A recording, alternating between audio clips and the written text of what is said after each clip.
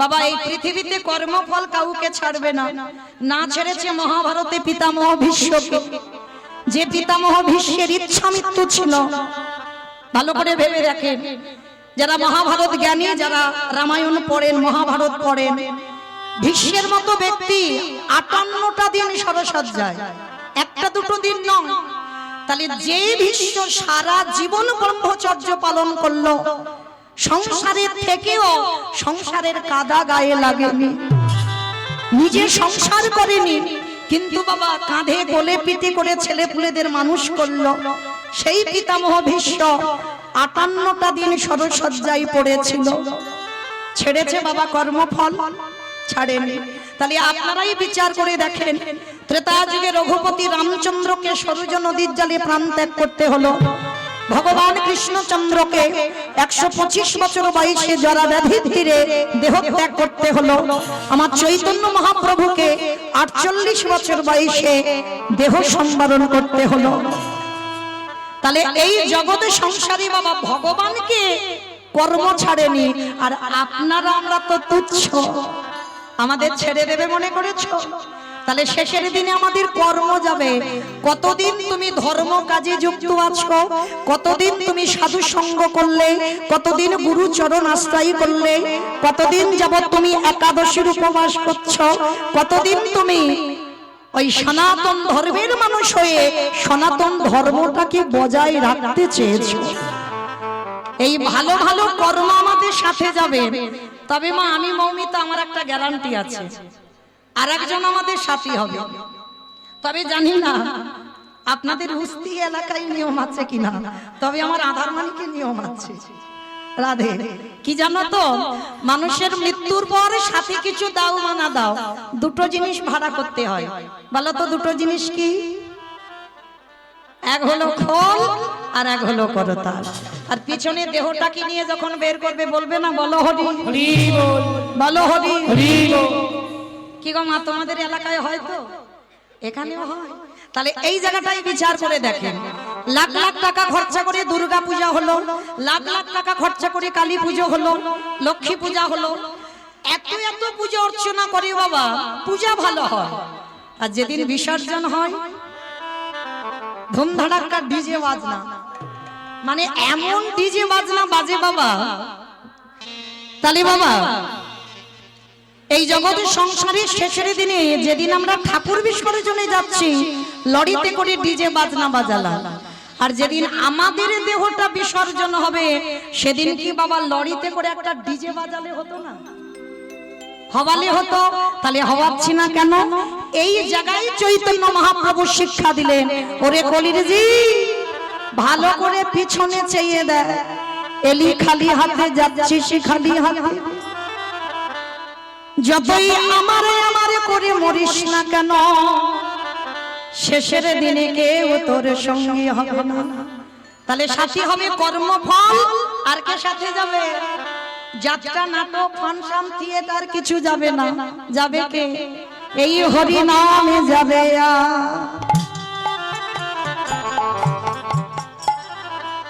আমাদের পছা দেখো,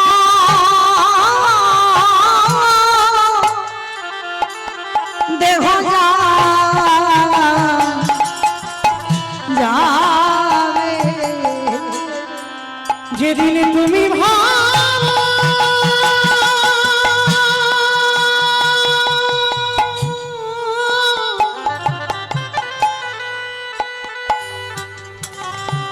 যেদিন তুমি ভাবো বাবা,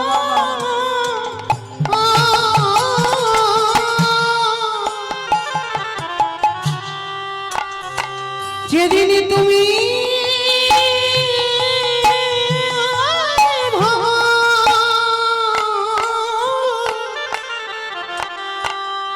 ওই ভাব পাটে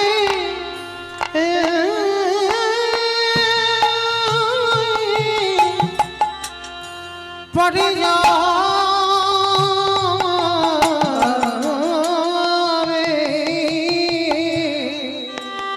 সেই দিন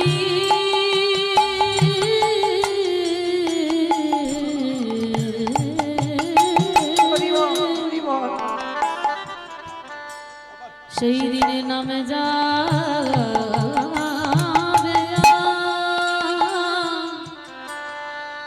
এই পচা দেহ ও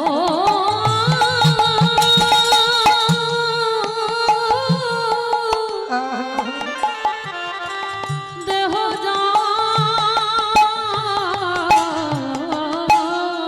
যাবে।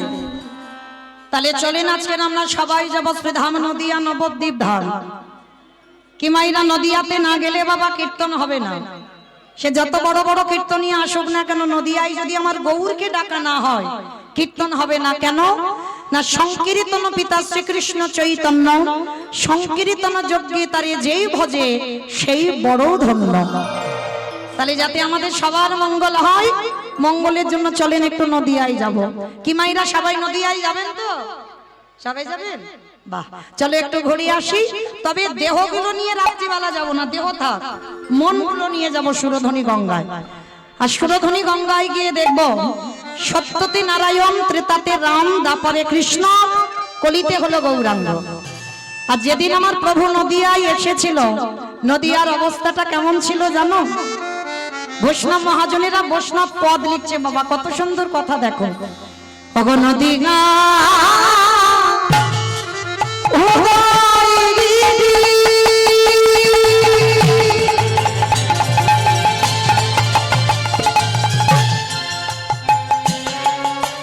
পূর্ণ চন্দ্র গোবর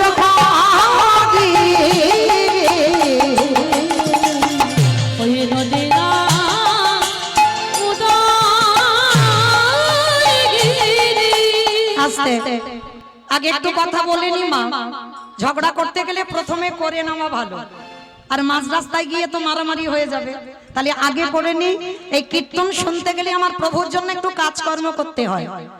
আর বিশেষ করে আপনারা জানেন তো এখনো কিন্তু দামোদর ব্রতর মাসে বসে আছে, বড় ধন্যাতি ধন্য মাস। তাহলে এই ধন্যাতি ধন্য মাসে কীর্তন আসরে বসে প্রভুর জন্য কর্ম করব। সে কর্মগুলো কেমন হবে? বসে বসে ঘুমাতে হবে। দূর, আজকে শেষ দিন, কালকে থেকে কেউ জ্বালাবে না। তাহলে আজকের ঘুমাবে না। তিনটে ধ্বনি, শঙ্কর ধ্বনি, উলুর ধ্বনি। আর যাদের যাদের হাতগুলো এসেছে না, আজকের হাত এসেছে, কারণ আজকের ওই যে খিচুড়ি প্রসাদ আছে আজ এসেছে। কই দেখি যাদের যাদের হাত এসেছে একবার দেখাও। নিতাই গৌর প্রেমানন্দে হরি হরি বল, হরি বল। বেশ, কই দেখি আবার একটু উলুর ধ্বনি দিয়ে দেখান দেখি। আজ নদী গা ও দিদি আমার গোনারি গোনা গোনা গোনারি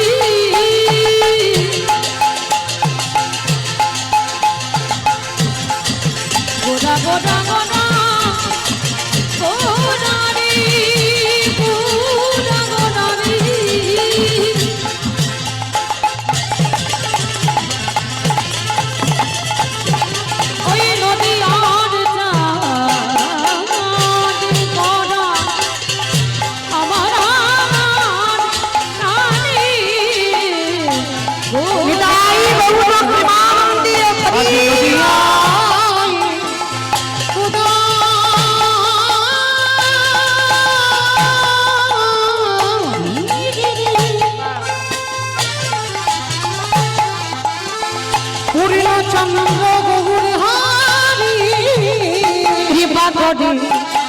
হইল যুদাজ কৃপা করে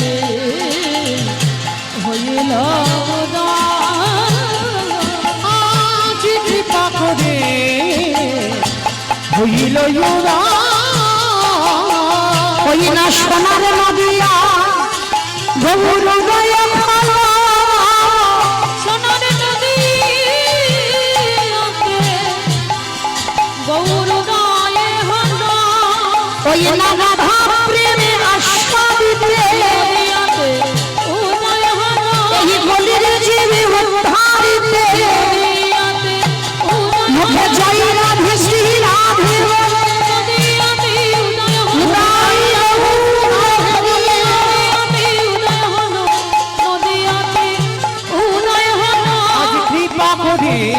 হইল আস্তে।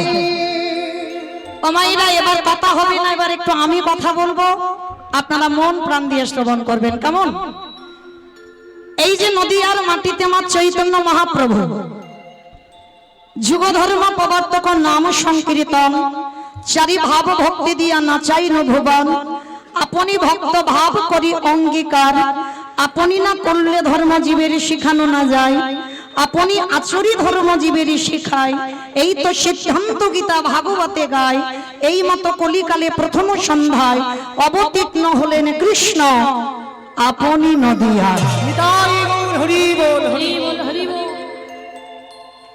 ভগবান জগৎকে বোঝাতে চাইলো, নিজে কিন্তু ভক্ত হয়েছে মা চৈতন্য মহাপ্রভু, ভগবান হয়ে কিন্তু নদিয়ায় আসেনি, ভক্ত হয়ে নদিয়ায় এলো, আর ভক্ত হয়ে নদিয়ায় এসে নিজে ভক্ত হয়ে সমাজকে শেখালো, ওরে কলির জি, আমি বিশ্বের স্রষ্টা মালিক ভগবান হয়ে আমি যে কর্ম করছি তোরা আমাকে দেখে সে। এই চৈতন্য মহাপ্রভুর বাবা শেষ সময়টা কোথায় ছিল জানো? অনেকে গেছেন কিন্তু বুঝতে পারেন না, আস্তে আস্তে কথা নয়, যে জায়গাটা ছিল বাবা জগন্নাথ ধাম শ্রীক্ষেত্র লীলাচল। আচ্ছা ভাইরা, একবার হাত তুলে দেখান তো কতজন জগন্নাথ ধাম পুরী ধাম গেছেন? ওরে বাবা, মানে সবাই মোটামুটি চলে গেলাম। আচ্ছা, কতজন গম্ভীরা দর্শন করেছেন? একবার হাতটা তুলে দেখান। বেশ। আচ্ছা, কতজন সিদ্ধ বকুল দর্শন করেছেন? একবার দেখান। আর কতজন সমুদ্রে ঢেউ খেয়েছেন? একবার দেখান। হ্যাঁ, দেখেছো তো, এই হচ্ছে সমাজ। পুরী ধামে গেলাম আমরা, এতজন ভক্ত হাত তুললাম, সমুদ্রে পাল্টি খেলাম বাবা, ওখানে 4 দিন যদি থাকি কম করে 3 দিন পাল্টি খেয়েছি। আর লক্ষ্য করেন, এদিকে গম্ভীরা চিনলাম না, এদিকে সিদ্ধ বকুল চিনলাম না। অনেকে হরিদাস ঠাকুরের সমাধিটা দেখেছে, কিন্তু হয়তো দেখেছ মনে রাখতে পারো, কিন্তু এটাই বাবা আমরা কলির জ্ঞান অন্ধ। যে জায়গাগুলো বড় মূল্যবান, যে জায়গাগুলো পরশ করলে আমাদের মতো মনুষ্য জীবন ধন্য হয়ে যায়, সেই জায়গাগুলোই আমরা পদধূলা দিতে চাই না বাবা। এই যে মহাপ্রভু অন্তিম সময় মানে শেষ সময় যেখানে কাটাতো, যে জায়গাটার নাম হচ্ছে গম্ভীরা, আর ওখানের মানুষরা বলে রাধাকান্ত মঠ। এই রাধাকান্ত মঠের পাশেই আছে বাবা সিদ্ধ বকুল। দেখবেন একটা বকুল গাছ, এখনো গিয়ে দেখবেন, পৃথিবী যতদিন থাকবে ততদিন গিয়ে দেখতে পাবে এই সিদ্ধ বকুল গাছ। দেখবে মা, গোড়াতে কোনো মাটি নেই, কোনো মাটি নেই, কিন্তু এখনো নতুন করে আবার গাছের ডালপালা জন্মায়, আবার নতুন করে গাছটা যেন বেঁচে ওঠে। কি করে হয়? যে গাছের কোনো গোড়াতে মাটি থাকে না, যে গাছের ভিতরে বাবা কোনো শস্য জাতীয় কোনো বস্তু থাকে না, সে কি করে বাঁচে? কিন্তু আগে তো আমাদের জানতে হবে ওই সিদ্ধ বকুলটার জন্মটা কিভাবে হয়েছে, তারপরে তো। এই সিদ্ধ বকুলের জন্ম যেমন তেমন ভাবে হয়নি বাবা। এই পৃথিবীর মাটিতে সব থেকে নাম জপ বেশি করতো বাবা নামাচার্য হরিদাস ঠাকুর। ওনার মতো নাম জপ কেউ করতে পারেনি, কোনোদিন করতে পারেনি। বড় মূল্যবান কথা মা, একটু মন প্রাণ দিয়ে আস্বাদন করবেন, কেমন? এই যে হরিদাস ঠাকুর প্রতিনিয়ত যেখানে সিদ্ধ বকুল গাছ আছে, তখন বকুল গাছের জন্ম হয়নি, বকুল গাছে জন্মাবার আগে হরিদাস ঠাকুর প্রতিনিয়ত ওখানে বসে বসে নাম জপ করত। আর ভক্ত কাকে বলে জানো? শিখে না। এই হরিদাস ঠাকুর এই আঠা মাখিয়ে রুটি বানিয়ে তারপরে সেকে খাবে না। হরিদাস ঠাকুর এমনই একজন ভক্ত ছিল, মনে মনে ভাবতো গৌর হরি, সেই তো ওই আঠাটা গিয়ে পেটেতে গলে যাবে, তাহলে কিসের জন্য আমি এত পরিশ্রম করে আমাকে রুটি বানাতে হবে? তার থেকে যদি আমি গ্লাসে আঠাটা গুলে খেয়ে নিই তাতে তো আমার সময় নষ্ট হবে না, আর ততক্ষণে তো আমার নাম জপটা হবে। ভাবতে পারছেন মা? রুটি বানাতে টাইম লাগবে, নাম জপের সংখ্যা কমে যাবে, ওই জন্য গ্লাসে করে আঠা গুলে রোজ খেয়ে নেয়। একদিন আমার ভগবানের অন্তরে বড় ব্যথা লাগলো, ভক্ত আমার নাম জপ করবার জন্য রুটি বানাচ্ছে না, শুধুমাত্র গ্লাসে আঠা গুলে খেয়ে নেয়। এত বড় ভক্ত আমার। যাই, মহাপ্রভু গম্ভীরা থেকে এসে হরিদাসকে হৃদয়ে নিয়ে বলছে, হরিদাস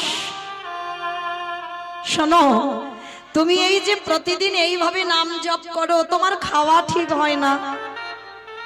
শোনো, আজকে থেকে তোমার খাবারের চিন্তা করতে হবে না, আজকে থেকে তোমার খাবারের চিন্তা আমি করব। ও হে গৌর হরি, এই জগতের সংসারের মাঝে আমার মতো পাপী, আমার মতো অধম হে জগতে আর কেউ না। গৌর হরি, তুমি আমার জন্য খাবার দেবে প্রতিদিন? বলে হ্যাঁ। যে আমাকে চাই তারই আমি চাই, যে আমারে না চাই আমি তারই না চাই। এই জগতের সংসারের মাঝে আমার চরণে যে জন দেহ মন প্রাণ সমর্পণ করে, এই পৃথিবীতে তার হয়ে যদি কেউ না থাকে, আমি ভগবান হয়ে তার হয়ে যাব। যেজনে কৃষ্ণ বলি হরি বল, হরি বল, হরি বল।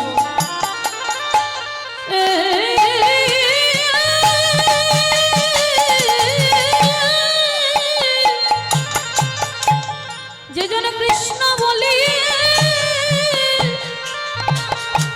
একেবারে কাঁদিতে পারে, আমি জীবনের মতো তার হয়ে যাই। তা মহাপ্রভু রোজ ওই গম্ভীরা থেকে মা জগন্নাথের কাছে যায়, আর জগন্নাথের যে সকালবেলার প্রসাদ আমার মহাপ্রভু হাতে করে নিয়ে আমার হরিদাসকে খাইয়ে দিয়ে যায়। এটা নিত্য কর্ম। তো আজকের আমার মহাপ্রভু জগন্নাথের কাছে গেল, আর জগন্নাথের কাছে যেতে কি প্রসাদী পেয়েছে জানো? জগন্নাথ ওই বকুল গাছের কাঠি দিয়ে দাঁতন করে, প্রতিদিন বকুল গাছের কাঠি দিয়ে দাঁত মাজে জগন্নাথ। আর আজকে সকালবেলা আমার মহাপ্রভুর হাতে ওই বকুল গাছের কাঠিটা পড়েছে। মহাপ্রভু বকুল গাছের কাঠিটা নিয়ে ভাবে, ওরে ভক্ত রে, আজ তোকে ভালো মতো কিছু দেবার মতো কিছু পেলাম না, তাহলে বকুল গাছের কাঠিটা যখন পেলাম, এটাই আজকে তুই প্রসাদী পাবি। মহাপ্রভু এসে হরিদাসকে বলছে, হরিদাস, ও হরিদাস এইদিকে এসো। প্রভু আমায় ডাকছিলে? শোনো হরিদাস, আজকের আমার জগন্নাথ তোমার জন্য প্রসাদী দিয়েছে। বলে প্রভু কি দিয়েছে দেখি একবার। যেই না হাতে করে নিয়েছে না, দেখে না বাবা একটা বকুল গাছের কাঠি। বকুল গাছের কাঠিটা নিয়ে বলছে, হরিদাস আজকে তুমি এইটুকু প্রসাদ পাওয়ার কিছু জোটেনি তোমার জন্য। বলে ঠিক আছে প্রভু, এটা তো মহাপ্রসাদ, কারণ এটা জগন্নাথই প্রসাদী করেছি, তারপরে তুমি একটু পেয়েছো, তারপরে আমি পাবো। আর অনেকটা বড় কাঠি তো বাবা, অর্ধেকটা হরিদাস ঠাকুর সেবা করেছে, আর অর্ধেকটা রেখে দিয়েছে। আর অত বড় কাঠিটা সেবা করতে পারিনি, অর্ধেকটা রেখে দিয়ে ওই যেখানে বসে বসে নাম জপ করছিল ওই সামনে বাবা মাটিতে বকুল গাছের কাঠিটা পুঁতে দিয়েছে। আর বকুল গাছের কাঠিটা পুঁতে দিয়ে হরিদাস ঠাকুর বসে বসে নাম করছে। আর এত রোদ, ওই রোদ যখন আমার হরিদাসের অঙ্গে পড়ছে না, সর্ব অঙ্গ দিয়ে বাবা যেন ঘাম ঝরে ঝরে পড়ছে, এতটা গরম, এত তাপ হয়েছে। তা প্রভু আমার ওই গম্ভীরায় আর থাকতে পারছে না। ভক্তের কষ্ট হচ্ছে না। অমায়েরা, আমরা বলি আমরা জগতে কত কষ্ট পাই, আমার ভগবান নাকি কষ্ট পায় না। কিন্তু একটা কথা মনে রেখো, ভক্ত যত না কষ্ট পায় তার থেকে হাজার হাজার গুণে বেশি আমার ভগবান কষ্ট পায়। কারণ তিনি ভক্তাধীন, ভক্তির অধীনে থাকেন। প্রতিটা ভক্তির মধ্যে আমার ভগবান বিরাজ করে।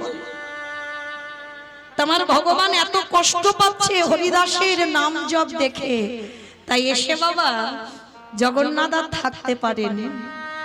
মন্দির থেকে এসে ওই এত রোদে বসে আছে, আমার জগন্নাথে পরশে করেছে। কোথায় গো? ওই যে বকুল গাছের কাঠিটা মাটিতে পুঁতে দিল,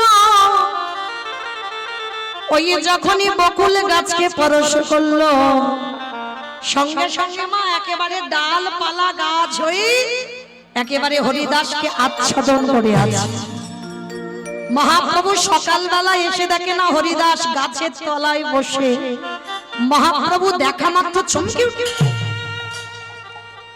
হরিদাস কি কাল আমি দেখে গেলাম এখানে কোনো গাছ ছিল না, আর আজকে রাতারাতির মধ্যে এত বড় গাছ হয়ে গেল কি করে?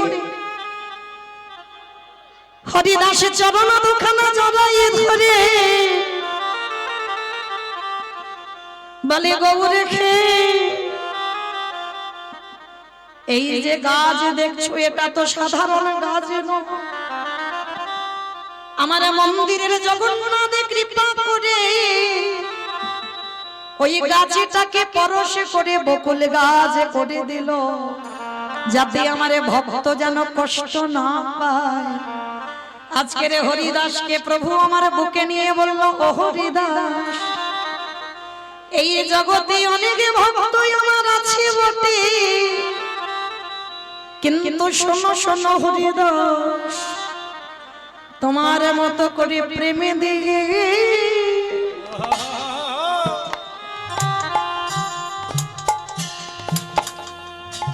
প্রেমে দিয়ে আমায় কেহ না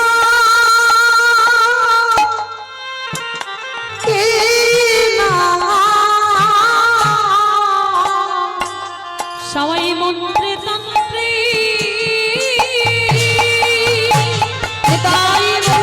হরি বল হরি বল।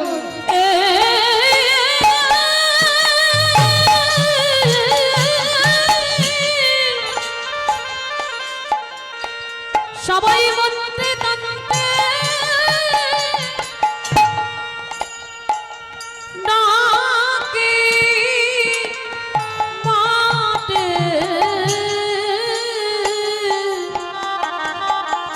কিন্তু তোর মতো এমন প্রেম দিয়ে না কেউ ডাকে না। সেই হরিদাসের যখন যাবার সময় হলো,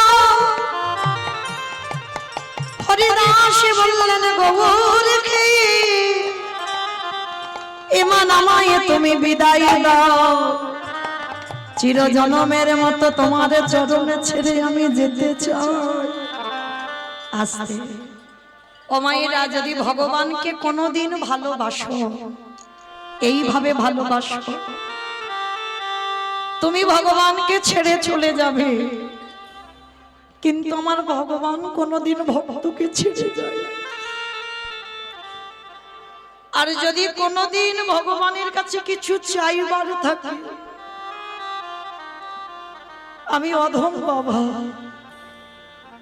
আমি ভজনেরও কিছু বুঝি না,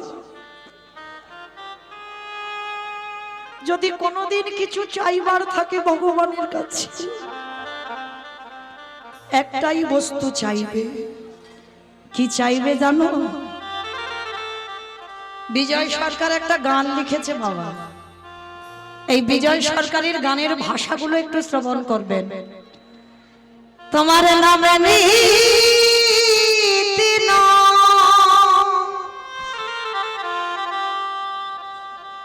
নয়ন ঝরে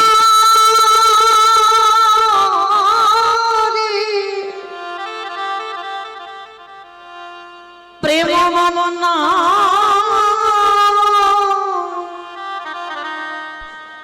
ভেসে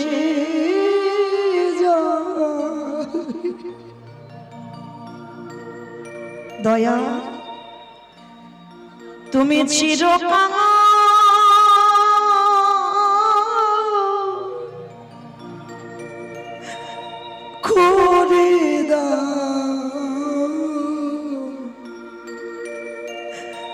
করে দাও ধরা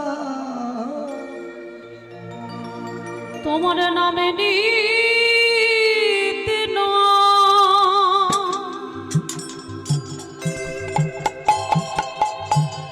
নয়ন ঝরে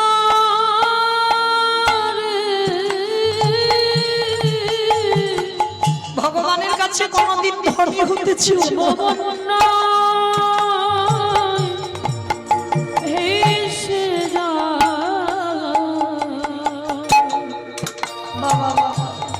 চিরকাল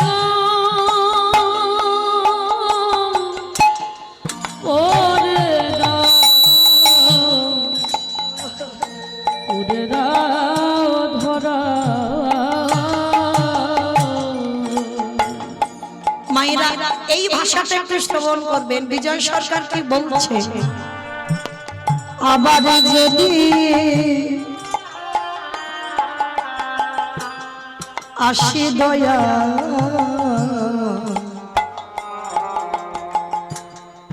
এ ভব সংসারে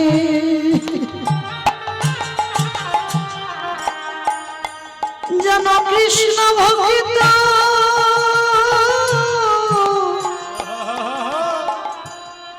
মায়ের গর্ভে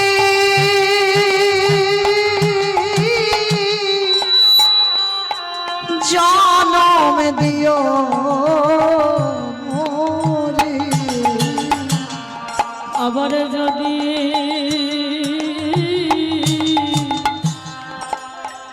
আসি দয়া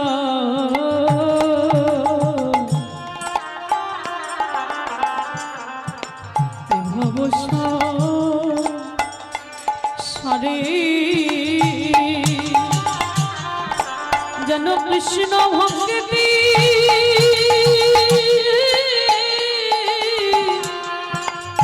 মায়ের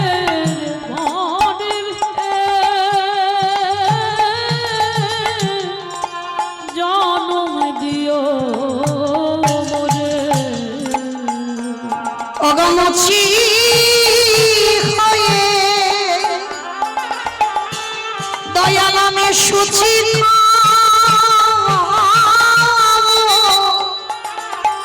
সেদিন মুক্তি হয়ে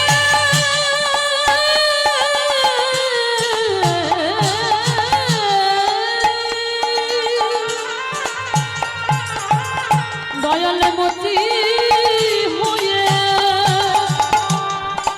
আমি সুচি হব।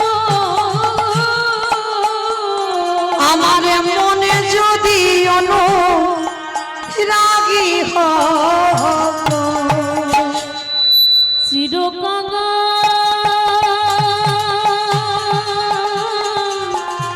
করে দাও নিতাই গৌর প্রেমানন্দে হরি বল হরি বল হরি বল। ধরা। আস্তে তাহলে মায়েরা ভগবানের কাছে যদি কোনোদিন কিছু চাইতে হয় ভগবানের কাছে এটাই চেয়েও যে সারা জীবন যেন আমি কাঙালি হতে পারি। ও মায়েরা মনে রেখো, একটা নারী পারে তার সংসারটা পরিবর্তন করতে, একটা পুরুষ নয়। সংসার সুখের হয় পুরুষের গুণে। পুরুষের গুণে। রমণীর গুণে, এটা আমার কথা নয়, এটা ক্ষণর বচন, তাই না? সংসার সুখের হয় রমণীর গুণে। কিন্তু মা একটা কথা বলি, এই যে রমণীর গুণ, এই নারীর কথা বলতে গিয়ে একটা কথা মনে পড়ে গেল, একটু মন দিয়ে শুনবে। একটা মেয়ে না জন্মাবার আগে থেকে মাতৃজঠরে থাকা থেকে বাবা তারা প্রসাদ পায়। আর প্রসাদ ভোজি মানে বোঝো তো মা, ভগবানকে নিবেদন করে প্রসাদ পায়। তা মেয়েটা যখন জন্মালো, মামার আদর করে তার নাম রেখেছিল শক্তমা। মেয়েটার নাম রেখেছিল শক্তমা। আর ছোটবেলা থেকে বাবা গীতা পাঠ, ভাগবত পাঠ, প্রসাদ সেবা এছাড়া মেয়েটা কিছু জানতো না। কিন্তু তার কপালটা এমনই একটা ছিল, ভগবান এমন করে দিল, বড় হবার পরে যে ঘরে বিয়ে দেওয়া হলো তারা বাবা একেবারে ঘোর নাচতে। প্রসাদ তো দূরের কথা, ভগবানের মানে নাম কীর্তন তো শোনে না, পুজো অর্চনা বাড়িতে হয় না, নিরামিষ আহার হয় না, সর্বদা আমিষ আহার, আর সর্বদা যেন একটা সংসারের মধ্যে তামসিক ভাব। কিন্তু শক্তমা ছোটবেলা থেকে মা এমন করে তৈরি করেছে, শ্বশুর বাড়িতে গিয়ে এত কষ্ট, একটা দিনের জন্য কিন্তু বাপের বাড়ি বলেনি যে মা আমার এত কষ্ট। কেমন নারী দেখো। আর সেই মেয়েটা প্রতিদিন ওই নির্যাতনের মধ্যে থাকে, যে জন্ম থেকে প্রসাদ পায়, সে যদি শ্বশুর বাড়িতে গিয়ে বাবা ওই মাছ মাংস এগুলো পেতে হয়, তাহলে সেই মেয়েটার কত কষ্ট হয়। একটা দিনের জন্য বাপের বাড়ি বলেনি, শুধু একটাই প্রতিজ্ঞা ছিল, দয়াময় আমি কি পারবো না কোনদিন আমার এই পরিবারটাকে আমি কৃষ্ণ ভক্তের পরিবার করতে? আমি কি পারবো না যে স্বামী কোনোদিন কৃষ্ণ চরণে বসে না, যে স্বামী কোনোদিন হরি বাসরে যায় না, যে স্বামী কোনোদিন ভাগবত আসরে যায় না, আমি কি পারবো না এই পরিবারটাকে কৃষ্ণ ভক্ত করতে? সর্বদা মনে মনে কাঁদে, কিন্তু ঠাকুর ভক্ত নেই। ওই একটা কৃষ্ণের প্রতিচ্ছবি ছিল, তার কাছে বসেই কাঁদে। কিন্তু জানো মা, একদিন হঠাৎ দুপুরবেলা বাসনগুলো মাজছে, আর হঠাৎ কতকগুলো বৈষ্ণব ঠাকুর ওই খোল করতাল বাজিয়ে বাজিয়ে বলে যাচ্ছে, শোনো শোনো, এক সপ্তাহ ওই পাশের গ্রামে ভাগবত হবে, যদি তোমরা কেউ পারো তো ভাগবত শুনতে এসো। তো শক্তমা বাসন মাজতে মাজতে বাসনগুলো রেখে দিয়েছে, ছুটতে ছুটতে শাশুড়ি মার কাছে গেছে, মা ও মা, মা আমি তো জীবনে তোমার কাছে কিছু চাইনি, আজ আমি তোমার কাছে একটা জিনিস চাইবো, তুমি দেবে? যেই না বলেছে একটা জিনিস চাইবো দেবে, শাশুড়ি মা তো সব সময় বাবা সে শাশুড়ি নয় তো শ্বাস উড়িয়ে দেয়। সব শাশুড়ি শাশুড়ি হয় না, এক একটা শাশুড়ি আছে বাবা কথাবার্তা এমন বলবে তোমার শ্বাস উড়ে চলে যাবে। তা সেরকম একজন শাশুড়ি। আর শক্তিমা সবে বিয়ে হয়েছে তো, আর সবে বিয়ে হলে মেয়েরা কেমন হয়, শাশুড়ি মার কাছে হাত জোড়ে করে বলছে, ও মামা পাশের গ্রামে ভাগবত হবে, একটু যাব শুনতে। সঙ্গে সঙ্গে শাশুড়ি মা রেগে গিয়ে বললেন, অপদার্থ, এত বড় স্পর্ধা, তুই আমার ঘরের বউ হয়ে তুই কিনা রাতের অন্ধকারে ওই বাইরে যাবি ভাগবত শুনতে? আসো ছেলে এক্ষুনি এলে আমি ছেলেকে বলবো, আর ছেলেকে বললে তোর ব্যবস্থা করবে। সঙ্গে সঙ্গে মা তো ছেলের কানে লাগালো, আর যখনই স্বামী তো সে স্বামীও ছিল না, একেবারে আসামি। যেই না শুনেছে বউ যাবে ভাগবত শুনতে, সঙ্গে সঙ্গে ওই বেতের বাড়িটা নিয়ে বউকে বেতটা ঘা, দূর হয়ে যা, বেরিয়ে যা, দূর গিরিধর।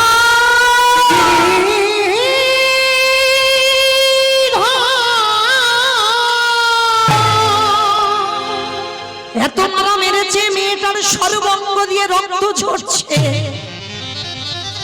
ঘরের মধ্যে রেখে দিল দরজা বন্ধ করে। আর শক্তমা বসে বসে কাঁদছে আর বলছে, গিরিধর ছোটবেলা থেকে তোমার নাম ভালোবেসেছি, ছোটবেলা থেকে তোমার এই ভাগবত পাঠ গীতা পাঠ এতেই আমার জন্ম, কিন্তু এমন ঘরে তুমি আমার সংসার করিয়ে দিলে যে বাড়িতে কৃষ্ণ নাম বলা যায় না, কৃষ্ণ নাম শোনাও যায় না। এত কান্না কাঁদছে না সারা রাত, আর বাইরে থেকে শাশুড়ি দরজা বন্ধ করে দিয়েছে। ও মায়েরা, ডাকার মতো যদি ডাকা যায় সে কি থাকতে পারে মন্দিরে? পাথর রূপী ত্যাগ করে দিয়ে শাশুড়ি মার রূপ ধারণ করেছে আমার গিরিধর। আর শাশুড়ি মার রূপ ধারণ করে দরজা বাইরে থেকে খুলে আজ সত্যমার কাছে গিয়ে বলছে, বৌমা বৌমা। চমকে উঠেছে, কে কি আমায় এমন করে বৌমা বৌমা বলে ডাকলো? বৌমা। সর্ব অঙ্গে আমার ভগবান শাশুড়ি হয়েছে, ওটা কিন্তু শাশুড়ি নয়, ভগবান শাশুড়ির রূপ ধরে এসেছে। সর্বাঙ্গে হাত বুলিয়ে দিল। পরশমণি পাথরের নাম শুনেছ মা? লোহাতে ঠেকালে লোহা সোনা হয়ে যায়। আর আমার গোবিন্দ পরশমণির থেকে আরো মূল্যবান। কোন ভক্তির অঙ্গ যদি পরশ করে তার অঙ্গটা সোনার থেকে আরো দামি হয়ে যায়। যেই না সত্যমার অঙ্গে হাতটা দিয়েছে ভগবান শাশুড়ি সেজে, সব জ্বালা যেন নিমিষে জুড়িয়ে গেল।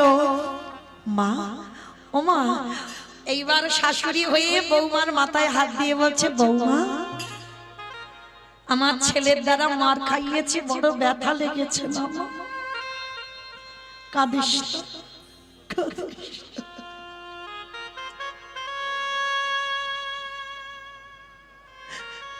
যা, এতক্ষণে আমার ছেলে ঘুমিয়ে পড়েছে, আমি নিজে দরজা খুলে দিচ্ছি, যা তুই একটু ভাগবত শুনে আয়।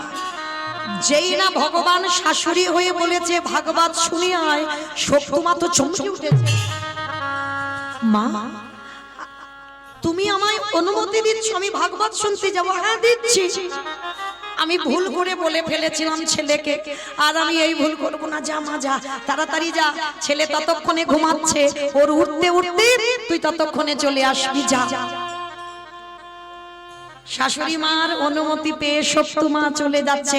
আর শোন শোন বৌমা, ওই ফিরবার সময় আমার জন্য একটু প্রসাদী নিয়ে এসো। সত্যমার মনে আনন্দ, আর ছুটতে ছুটতে ওই যেখানে ভাগবত হচ্ছিল ওই ভাগবত আসরে গেছে। আর যখনই ভাগবত আসরে গেছে, সারা রাত ভাগবত শুনেছে, সারা রাত নিত্য কীর্তন করেছে, আর সকালবেলা প্রসাদীটা নিয়ে বাড়িতে যাবে। আর ওদিকে আসল শাশুড়ির তো ঘুম ভেঙে গেছে ভোরের বেলা। আর ঘুম ভেঙে গিয়ে দেখে না বৌমার দরজা খোলা, আর বাইরের দরজা খোলা, বৌমা গেছে ভাগবত শুনতে। এইবার আছে কোথায়? শাশুড়ি মা তো রেগে বসে আছে দরজার ধারে, ছেলের কানে লাগিয়ে দিল, ছেলেও রেগে বসে আছে, বলে আসুক ওই বৌমা আজকের ঘরে, ওকে সারা জীবনের মতো ঘর থেকে বের করে দেব।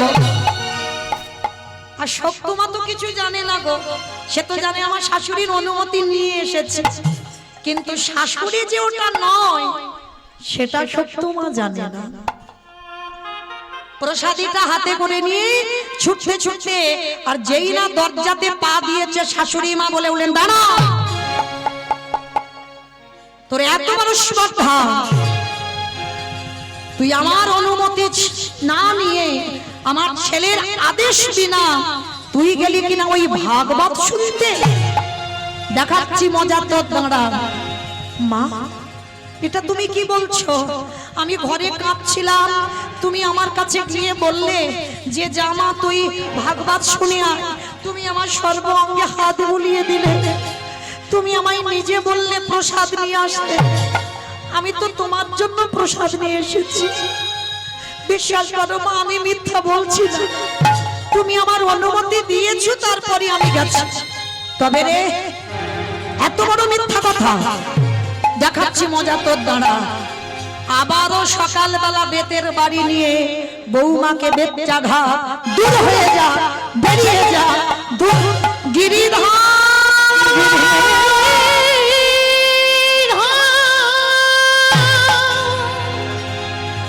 একেবারে দেখো, ওকে বের করে দে, বের করে দে। ওগো তুমি নাকি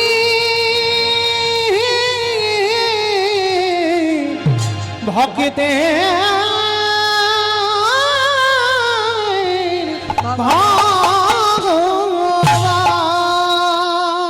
যেই না বললেন ওকে গলা ধাক্কা দিয়ে বের করে দে।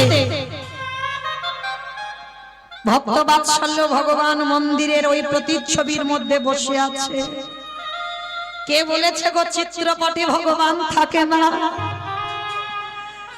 তোমাকে এতবার মারল, সর্ব অঙ্গ দিয়ে রক্ত ঝরছে। গিরিধর, তোমারে ভালোবাসলে যে এত কষ্ট পেতে হয় যদি জানতাম, আমি কোনোদিন তোমায় ভালোবাসতাম না। এত মারা মারলো। এই বাসি বাসি কাপড় পরে আছে কাচবে কে? এঠো বাসন পরে আছে মাজবে কে?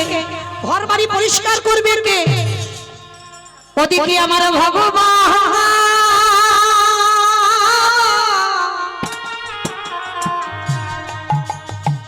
আজ ভক্তের হয়ে নিজে এঠো বাসন মেজে দিল। ভক্তের হয়ে ভগবান বাসি কাপড়ে কেচে দিল। ভক্তের হয়ে ভগবান আজ দেখো নিজের হাতে ওই ঘর দেওয়া মুছে দিল। সে যে ভক্তের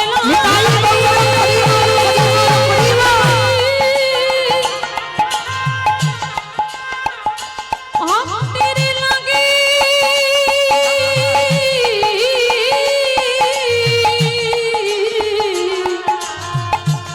ভক্তের লাগে সব করিতে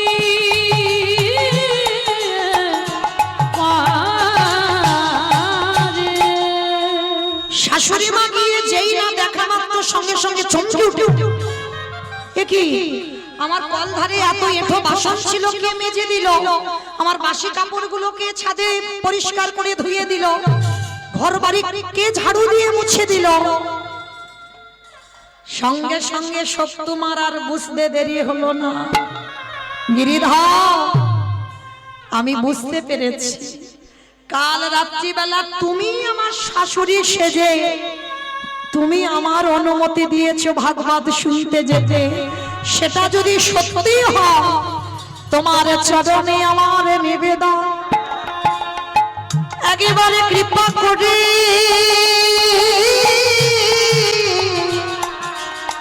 একেবারে করুণা করে তুমি আমার দর্শন দাও হে। ওহে গিরি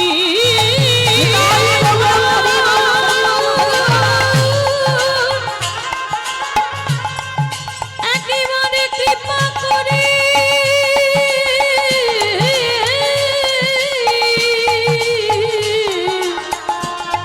আমায় দর্শন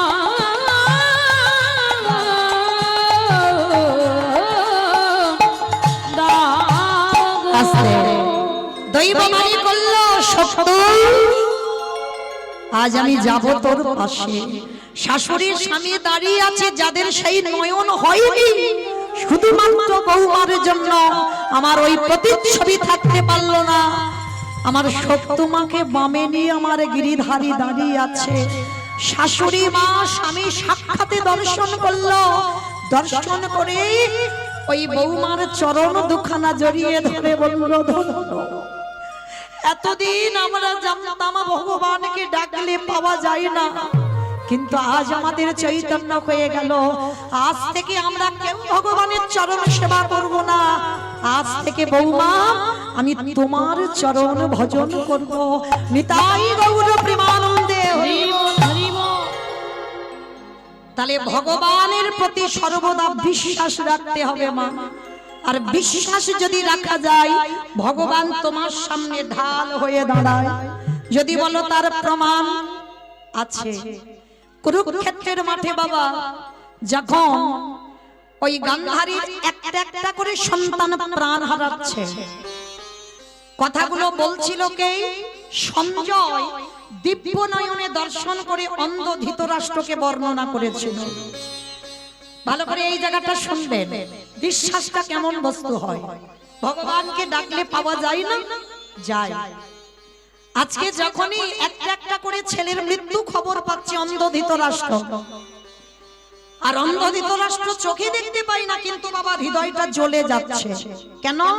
একটা একটা করে ছেলের মৃত্যু খবর যখন পাচ্ছে, দুর্যোধন উরুভঙ্গ হয়েছে, দুঃশাসনের বক্ষ চিরে রক্ত পান করেছে ভীম, ওই একটা একটা কথা শুনছে আর সর্ব অঙ্গটা যেন আগুনের মতো জ্বলে যাচ্ছে। এত ক্রোধ এসে গেল অন্ধ ধৃতরাষ্ট্রে, রেগে গিয়ে ডাক দিয়েছিল, বিদুর, বিদুর যাও, এক্ষুনি তুমি আমার কাছে আমার ভীমকে ডেকে পাঠাও। যেই না বিদুরকে খবর দিয়েছে, বিদুর গিয়ে খবর দিল, সঙ্গে সঙ্গে বাবা পঞ্চ পাণ্ডব এসে হাজির। শুধু ভীম একা নয়, প্রথমে যুধিষ্ঠির মহারাজ যখনই এসেছে, চোখে তো দেখতে পায় না ধৃতরাষ্ট্র, সর্বাঙ্গে হাত বুলিয়ে দেখছে এ তো ভীম নয়, কিন্তু সে তো ভীমকে খুঁজে বেড়াচ্ছে, ভীম কই? তো ভীম যখন পাশে দাঁড়িয়ে আছে, যুধিষ্ঠির বলছে, জেঠু আমি এসেছি। বলে, তোমাকে তুমি ডাকিনি, আমার ভীমকে এক্ষুনি চাই। কেন বাবা এরকম করে বলছে? ভিতরে তো আগুন জ্বলছে, ওই যে 100টা ছেলে মরেছে, সেই আগুন এত জ্বলছে, সেইটা সহ্য করতে পারছে না। তা যেই না ভীম পাশে ছিল, এবার ভীম আসবে, সঙ্গে সঙ্গে ভক্ত বাৎসল্য ভগবান, যেই না ভীমই আমার ধৃতরাষ্ট্রের কাছে যেতে যাবে,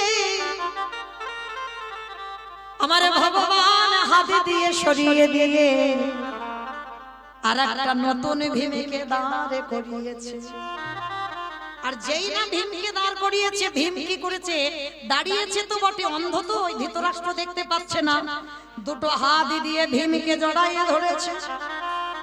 আর এমন জড়িয়ে ধরেছে বাবা, সে ধুলোর মতো গুঁড়ো হয়ে গেছে। আর যেই না ধুলোর মতো গুঁড়ো হয়ে গেল, সঙ্গে সঙ্গে অন্ধ ধৃতরাষ্ট্র কাঁদছে। কেন কাঁদছে? এটাই বাস্তব বাবা। দেখবেন কোন কোন সময়, রাধে, একটা কথা বলি মা, আমার ভক্ত চরণে একটা নিবেদন। আপনারা জানেন আজকের আমাদের শেষ রজনী, প্রসাদেরও ব্যবস্থা আছেন, প্রত্যেকে প্রসাদ পাবেন, দূর দূরান্ত থেকে ভক্তরা যারা এসেছেন সবাই প্রসাদ পাবেন। কিন্তু তার আগে আমার দাদা ভাইদের হয়ে, বাবাদের হয়ে আপনাদের কাছে একটা নিবেদন। আমার ভাইরা, দাদা ভাইরা আপনাদের কাছে যাবেন, যার যেমন সামর্থ্য আছে, যার যেমন ক্ষমতা আছে। আমি জানি কয়েকদিন ব্যাপী কীর্তন হচ্ছে বাবা, অসম্ভব, কিন্তু এই রকম কীর্তন মুর্শিদাবাদ, নদিয়া, বাংলাদেশ, মালদহ জেলায় হয়, যেটা আমাদের উস্তির এলাকায় এই রাধা গোবিন্দ মন্দিরে হয়, যে প্রতিদিন এই রকম কীর্তন। তো জানি আপনাদের একটু কিন্তু বোধ হয়, তবু তো আজকের দিনটা শেষ দিন, আর কালকে থেকে কেউ আপনাদের কাছে যাবে না ভিক্ষা ঝোলা নিয়ে, আবার 1 বছরের জন্য অপেক্ষা করতে হবে। আর এই 1 বছরের মধ্যে কে থাকবে আর কে যাবে এটা তো বলা যায় না। তাই আমার কমিটি দাদা ভাইরা আপনাদের কাছে যাবেন, আর তাদের হয়ে আপনাদের কাছে নিবেদন, প্রত্যেকে কিছু না কিছু, যতজন ভক্ত আছেন, যারা খাওয়া দাওয়া করে চলে গেল তাদের কথা বাদ দাও, ওরা তো আসেনি কীর্তন শুনতে, ওরা একটু দেখতে এসেছে আর একটু খেতে এসেছে। তো যাই হোক, যারা চলে গেছে তাদের বাদ দিলাম, যে কজন আছেন আপনাদের কাছে নিবেদন, আপনাদের কাছে যাবেন আমার ভাইরা, দাদা ভাইরা, যার যেমন ক্ষমতা আছে আপনারা একটু ওদের আঁচলে দেবেন। একটা কথা মনে রাখবেন, ব্যাংকে টাকা রাখলে নমিনও রাখতে হয়, আর এখানে তো নমিনও রাখতে হয় না। 1 টাকা দিলে সেটা তোমার, কিন্তু ওই 1 টাকার বদলে ভগবান যে কত কত লাখ টাকা তোমায় পৌঁছে দেবে সেটা কল্পনাও করা যাবে না। কারণ এরা পেটে খাওয়ার জন্য নেয়নি, ধর্ম কাজের জন্য নিয়েছে, ভগবত সেবার জন্য। তাই প্রত্যেকের কাছে এই দামোদর মাসে, সেই তো দামোদর মাসের আমাদের শেষ, তো যেহেতু আমাদের প্রত্যেকের নিয়ম কিছু না কিছু করা, একটু সাধুগুরু বৈষ্ণব সেবা দেওয়া, সবাই যদি পেরে নাম উঠি, সবার কাছে নিবেদন, আমার ভাইরা যাচ্ছেন, প্রত্যেকে কিছু না কিছু ওদের আঁচলে দেবেন। নিতাই গৌর প্রেমানন্দে, হরি বল হরি বল। তো মাইরা যারা যারা দেবেন দেখবেন যেন একটু ঝনঝন আওয়াজটা না হয়, কেমন? একটু বেশি বেশি দিও, যেহেতু আমি তার কীর্তনিয়া নয়, আপনাদের কাছে কীর্তনিয়া নয়, বাইরে কীর্তনিয়া, আপনাদের কাছে আমি একজন, এই কমিটি দাদা ভাইদের মধ্যে আমি একজন, মানে একেবারে আপনাদের কাছের মানুষ। কীর্তনিয়া বলা ভুল হবে, মানে ঘরের লোক, সব ঘরের লোক, তাহলে কীর্তনিয়া নয়। তাহলে চলো প্রত্যেকে দেবেন কিন্তু, কেমন? যদি অল্প কিছু হয় সবাই দেবেন। নিতাই গৌর কৃষ্ণ প্রেমানন্দে হরি বল হরি বল। তো মায়েরা দেখবেন কোন কোন ব্যক্তি আছে কিছু অন্যায় করবার পর মনে মনে অনুতপ্ত হয়। কি বাবা ভুল বললাম? অনুতপ্ত হয় না? কোন ব্যক্তি দেখবেন রাগের বশে, ক্রোধে একটা অন্যায় করে ফেললো, আর সেই অন্যায় করবার পর পরে কিন্তু ভুলটা বুঝতে পারে, আর ভুলটা বুঝতে পেরে নিজে অনুতপ্ত হয়। তো আজকে লক্ষ্য করেন অন্ধ ধৃতরাষ্ট্রের তেমন দশা। যেই নেই আজকের ভীমকে একেবারে হৃদয়ে ধরে যখনই ধুলোর মতো গুঁড়ো করে দিল, অন্ধ ধৃতরাষ্ট্র নয়ন জলে বুকু ভাসাইয়ে বলে, কৃষ্ণ রে, আমি অন্যায় করেছি, আমি ভুল করেছি, আমি বুঝতে পারিনি, আমি রাগের মাথায়, আমি যখন শুনলাম আমার 100টা ছেলে একটা একটা করে মারা যাচ্ছে, তখনই আমি রাগের মাথায় সংকল্প নিয়েছিলাম যে নিজের হাতে আমি ওই ভীমকে বধ করব। আমারে ভগবান মৃদু হেসে বললেন, জেঠু গো, এই জগতের সংসার মাঝে কার মনের ভিতরে কি চলছে এটা জগতে কেউ জানে না, ওটাই আমি ছাড়া আর কেউ বোঝে না। ও জেঠু, কে বলেছে তোমায় তুমি ভীমকে মেরেছো? কখনো তুমি মারোনি। না কৃষ্ণ, আমি নিজের হাতে ওকে বুকে চেপে ধরে মেরেছি। বলে দূর, ভীমকে মারোনি। দেখবে এইবার আসলে ভীমকে এনে দাঁড় করিয়েছে। সর্বঙ্গে যখন হাত বুলিয়ে দেখলো সত্যিকারের ভীম দাঁড়িয়ে আছে, অন্ধ ধৃতরাষ্ট্রকে দিয়ে বলল, কৃষ্ণ রে, আজ আমি জেনে গেলাম তুই সত্যিকারের ভক্তের ভগবান। কিরে? বলে জেঠু, তুমি ভাবলে কি করে কৃষ্ণ ভক্তকে নিধন করা যায়? এই জগতে যার সঙ্গে কৃষ্ণ রয় তার কি কোনদিন অপমৃত্যু হয়? পারবে না, তুমি কৃষ্ণ ভক্তকে নিধন করতে পারবে না। কৃষ্ণ, তুই কি করে জানলি? বলে আমি জানবো না? তুমি মনে মনে যখনই সংকল্প করলে আমি আগে থেকে জানতে পেরে গেছি তুমি আজকের ভীমকে বধ করবে। জেঠু, ওই জন্য আগে থেকে আমি একটা লোহার ভীম বানিয়ে রেখেছিলাম, আর আমি জানতাম তুমি ক্রোধ সামলাতে পারবে না, ওই রাগে তুমি ভীমকে হত্যা করবে। ওই জন্য তোমার সামনে আমি লোহার ভীম দাঁড় করিয়েছি। এইবারে ধৃতরাষ্ট্র কাঁদে আরে বলে, কৃষ্ণ রে, তোর কাছে আমার নিবেদন রইল। কি নিবেদন? কৃষ্ণ, একটা জিনিস তোর কাছে চাইব, তুই দিবি। কি চাও জেঠু? ক্ষণকালের জন্য, ক্ষণ সময়ের জন্য তুই আমার দৃষ্টি শক্তিটা ফিরাইয়ে দে। ও, তুমি পৃথিবীর আলো দেখবে না? পৃথিবীর আলো দেখবো না কৃষ্ণ রে, তুই যে আমার পঞ্চ পাণ্ডবদের সঙ্গে রইলি, তোর ভুবন মঙ্গল ভুবন রূপখানা আমি একবার নয়ন ভরে দেখতে চাই। জেঠু, তুমি ওই রূপ দেখবার জন্য তুমি দৃষ্টি চাইছো, যেই না করুণার হাত বুলাইয়ে দিল, সঙ্গে সঙ্গে দৃষ্টি শক্তি ফিরে পেল। আর যেই না দৃষ্টি পেল সঙ্গে সঙ্গে বলছে, কৃষ্ণ আর একটা জিনিস চাই। আবার এই তো তুমি চোখ চাইলে চোখ দিলাম, আবার কি চাও? বলে আর একটা জিনিস। কি চাও বলো? দে দে আমায় অন্ধ করে দে দে। আমি আর তো নয় আর তো নয়ন চাহি না রে, দে দে অন্ধ করে দে রে। যেই না বলেছে আমায় অন্ধ করে দে, কৃষ্ণ বলছে যেটু তুমি অন্ধ হবে কেন? ওরে কৃষ্ণ রে, এই জগতের সংসারে মাঝে যে জনে আগেবার কৃষ্ণ রূপে দেখে ফেলে,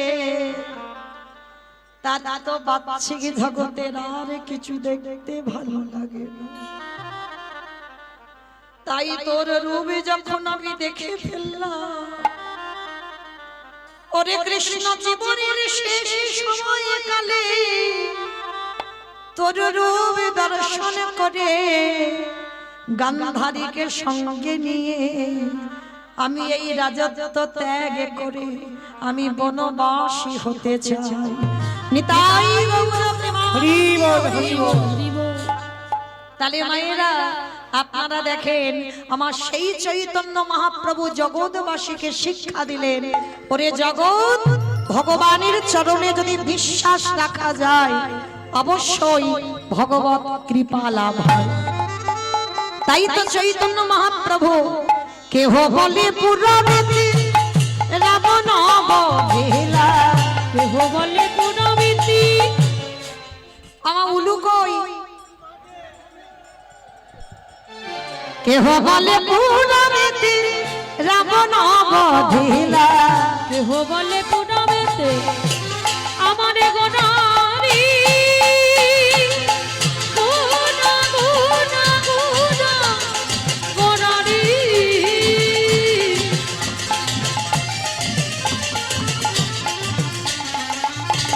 গোনা গোনা গোনা গোনারি।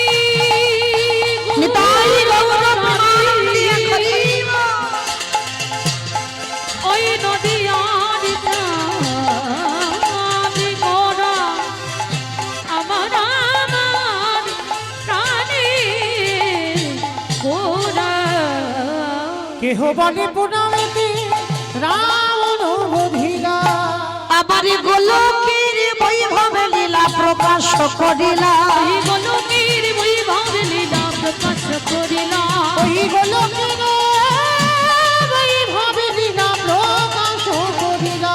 শ্রী রাধারে ভাবে গোড়ায় অবতার, এই রাধার ভাবে রে গোরা অবতার। শ্রীরাধারে ভাবে গেলে গোটায় অবতার।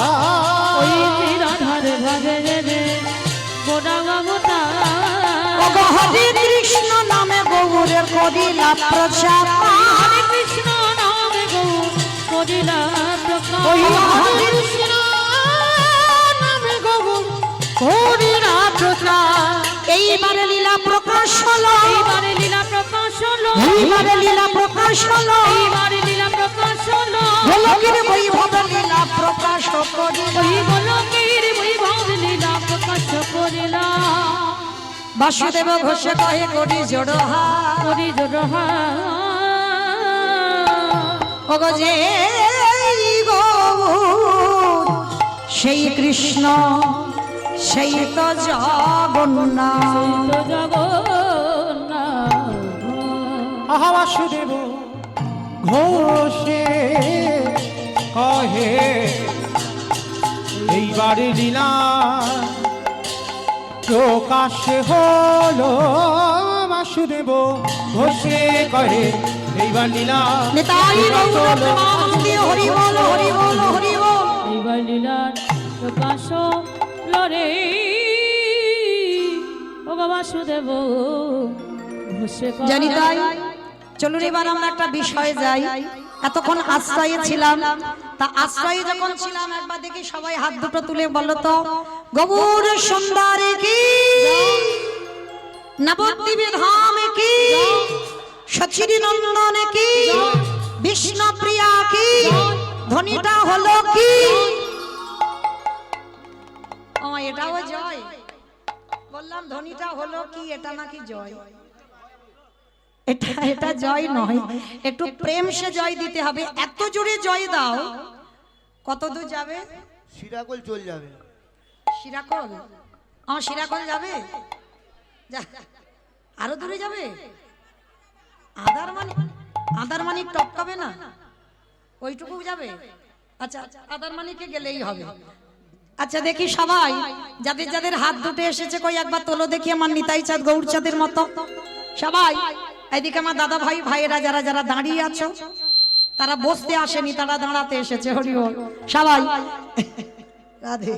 সবাই বলো গৌর সুন্দর কি জয়, নবদ্বীপ ধাম কি জয়, সচির নন্দন কি জয়, বিষ্ণু প্রিয়া কি জয়, ভক্ত বৃন্দ কি জয়, হরিবাসর ধাম কি জয়, সাধু গুরু বৈষ্ণব কি জয়, আপন আপন গুরু চরণ কি কমিটি বৈষ্ণব কি জয়, হরিনাম যজ্ঞ কি জয়, মহাপ্রসাদ কি জয়, আজকের আনন্দ কি জয়, নিতাই গৌর প্রেমানন্দে।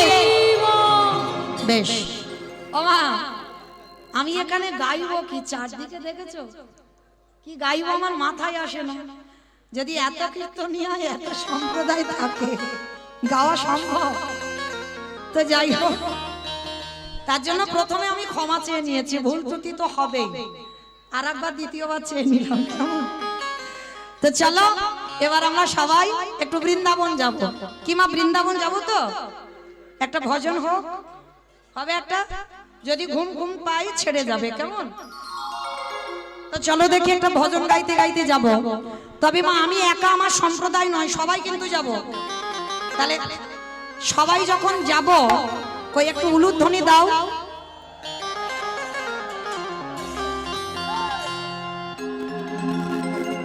ও রাধে মে দোষামি मैं हूँ राधे तेरो दास।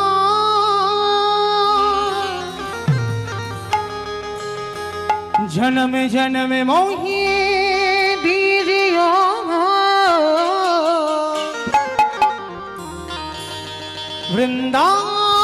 वृंदावन में वास। जय राधे श्री राधे, जय श्री कृष्ण बोलो जय राधे। जय राधे श्री राधे, जय श्री कृष्ण बोलो जय राधे। जय राधे श्री राधे, जय श्री कृष्ण बोलो जय राधे। जय राधे श्री राधे, जय श्री कृष्ण बोलो जय राधे। नाम मेरी राधा रानी का, हो नाम मेरी राधा रानी का,